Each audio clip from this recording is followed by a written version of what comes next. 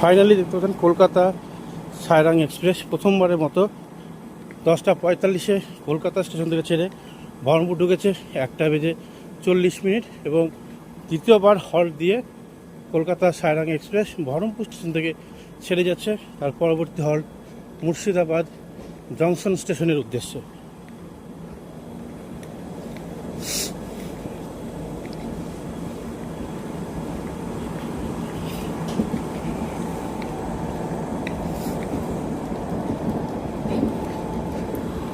প্রথমবারের মতো এই এত সকালে কলকাতা সায়রাং এক্সপ্রেস, কারণ টাইমিং চেঞ্জ হয়েছে। 10:45-এ কলকাতা স্টেশন থেকে ছেড়েছে, বহরমপুরে ঢোকার টাইম ছিল 3:28, আর এখন থেকে ঢুকবে সপ্তাহে 3 দিন 1:40।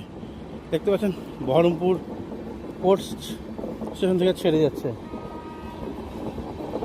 কলকাতা সায়রাং এক্সপ্রেস।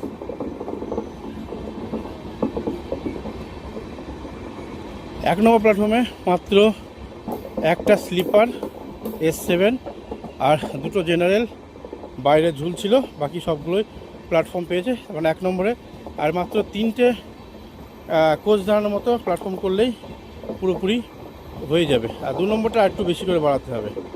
দেখতে পাচ্ছেন বেরিয়ে গেল প্রথমবারের মতো 1:40-এ কলকাতা সায়রাং এক্সপ্রেস বহরমপুর স্টেশন থেকে ছেড়ে যাচ্ছে।